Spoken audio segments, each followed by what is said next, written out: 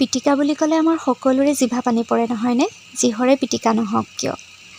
আৰু আজিকালি এনেকুৱা হৈছে ৰাতিপুৱা গৰম গৰম ভাতকেইটাৰ লগত পিটিকা অকণমান হ'লেহে ভাতকেইটা খাব পাৰোঁ। সেইকাৰণে আজিও পিটিকা বনালোঁ একদম ধুনীয়াকৈ। আলু, কাচকল, লগতে বিলাহী আৰু পিঁয়াজ, জলকীয়া, আদা সকলোখিনি কাটি দিছোঁ। নিমখকণ জোখ পৰিমাণে দিলে একদম টেষ্টি।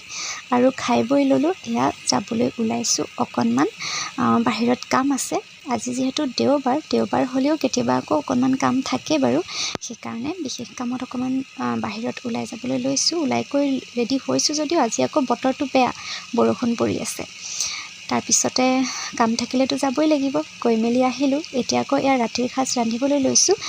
যদিও গোটেইখিনি মই দেখুৱাব বিচৰা নাই, এটা কথা ক'ব বিচাৰিছোঁ, অমিতা আমি সকলোৱে খাওঁ নহয়নে? অমিতাৰ গুটিবোৰ খাওঁনে বাৰু? অমিতাৰ গুটিত কিন্তু বহুত বেছি উপকাৰী গুণ আছে। আমাৰ বিভিন্ন ৰোগ অমিতা গুটিয়ে কাটিব পাৰে। সেইকাৰণে অমিতা গুটি, কোমলীয়া অমিতা গুটিবোৰ ভালদৰে ধুই এনেকৈ আলুৰ সৈতে পিঁয়াজ অকণমান সৰহকৈ দি ভাজি খাব পাৰে। জ্বলাও দিব পাৰে ইচ্ছা কৰিলে, কেঁচা জলকীয়া 2টা ফালি দিব পাৰে যিসকলে জ্বলা খায়।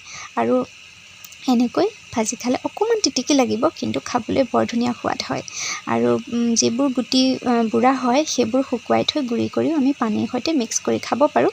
বহুত বেছি আমাৰ স্বাস্থ্যৰ কাৰণে উপকাৰী হয়। বিভিন্ন ধৰণৰ ৰোগ নাশ কৰিব পাৰে অমিতাৰ গুটিয়ে। আৰু অমিতাৰ ফুল হওক, গুটি হওক খাব পাৰি ভাজি পেলাই। গতিকে আজি অমিতাৰ গুটি এনেকৈ ভাজিলোঁ।